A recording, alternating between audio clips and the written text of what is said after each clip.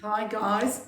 So remember, this is to use with this book. This is on the YouTube channel, so we step you through every section of this so that you can come up as a family daycare educator, as you can come up with your whatever it is that we're doing on the day. So today we're doing safety first in family daycare. So it's really easy if you're running a centre to control the environment to a degree, whereas with a family daycare environment, there are people coming in, there are residents still living there, so you've got a few worlds that collide. So we need to talk about what safety looks like. It's really obvious, safety is safety, so it's not really obvious. You've got your cords not to trip over if children fall off any kind of climbing equipment, that there's some kind of soft fall there, or that equipment isn't built high enough so that if they do fall, which is under 1 metre, don't take that for granted, because every state has different every country has different guidelines. So anything over 1 metre in Australia, you have to have some kind of soft fall or impact absorbing grounding. So safety kind of makes sense in a lot of ways, but safety is so much more. So safety is, of course, it's the children's equipment. Now, I talk a lot about this and what equipment should look like, and I hate when we see education and care services. I hate these markers. Education and care services, and they've got like really, really cheap or really old or really broken equipment. That's not safe on a whole range of levels. Firstly, it's outlived its use by date, so therefore if it's not broken, it's bound to break very soon. And secondly, if it's really cheap and breaks easier, and while children are playing with it, if they're continually experiencing broken toys, and depending on how the other children react, depending on how the educator reacts, oh no, that's the third toy we've broken this week, oh no. So you're setting children up for failure. So there's a couple of things there. Safety is also your environment, obviously. So that would be if you've got stairs. I know in Australia you've got to have risk managed if you've got a pool. There are even states in Australia that you're not allowed to have a pool. So what is your environment? Stairs, dogs. Do you have a stove that's low, or do you have a stove that's high? Do you have a fish tank? Do you have a house that backs onto a creek? Do you have a house that backs onto the local river? So what are the risks in your house? Are the plugs covered? Are the corners on the furniture covered? So there's that aspect of safety. So we want children to move freely within the environment, but we need to make sure they can do so safely. A gate's locked, a fence is unscalable, all those sorts of things. A plant's not poisonous, all of that sort of stuff. And then we've also got to consider the attitude. Now, I think I did jump ahead, but the attitude to safety is so much more to just the environment and the children's resources. The attitude to safety, when I talk about that, that's about, I work with some of my training, and I do a training where the nominated supervisor goes to an educator's home. The educator is there, and while the nominated supervisor is there at the home, one of the children come up to the nominated supervisor and say, the child's 4, and say, when I'm here during the day by myself and the other children when I'm here during the day and the other children are asleep, Alex, who is the educator's husband, Alex takes me upstairs and makes me feel funny, but he gives me a teddy bear. Okay, so how do we deal with that? It's about the attitude. Now, in the scenario that I give in my training, the educator also follows up with, no, that can't be the case. Like, Alex is great with the children. So Alex may be great with the children, and Alex may be taking the child into another room to make her blow her nose, and she doesn't like blowing her nose. Who knows?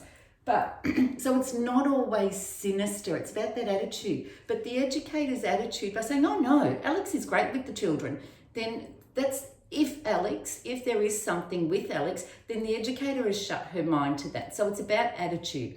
It's about giving children a voice. It's about creating a safe space for children. So safety is all of those sorts of things. So when I talk about safety, the assessment, you can get the assessment down here, the home safety assessment checklist. You can do all those sorts of things.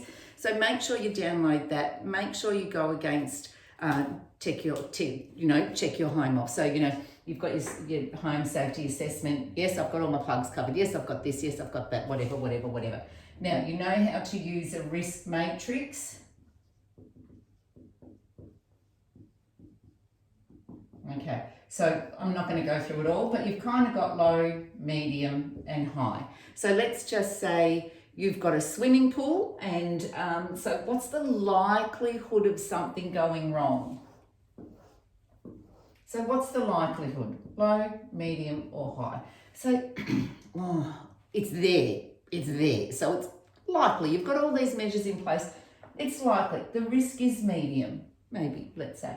But what would happen if something did happen? The risk is high. So therefore you're up on this top end of the scale, okay? So I always say when I'm doing family daycare, if it were me, you've got a swimming pool, it's a risk. If you cannot control that risk, do you want to take that risk at all? Now, so when I say that, you may say, okay, toddlers can escape, so maybe I won't do toddlers.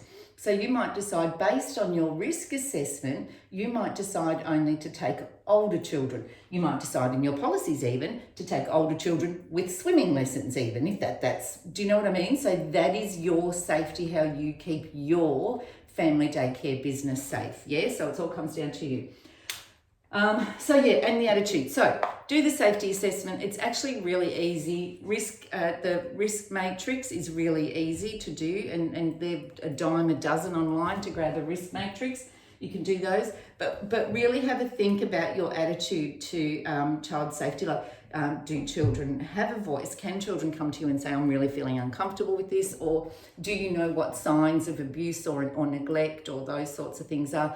Do you know how to keep a child's identity safe, their culture safe? So child safety goes a long way. So if you are, you're great with the environment, great with the resources and all that, make sure that everybody working in education and care services, you all need to have awareness of child protection. Like I like the Victorian one. It's just really simple and easy. It gives you the indicators that you need to have, gives you suggestions if a disclosure comes your way.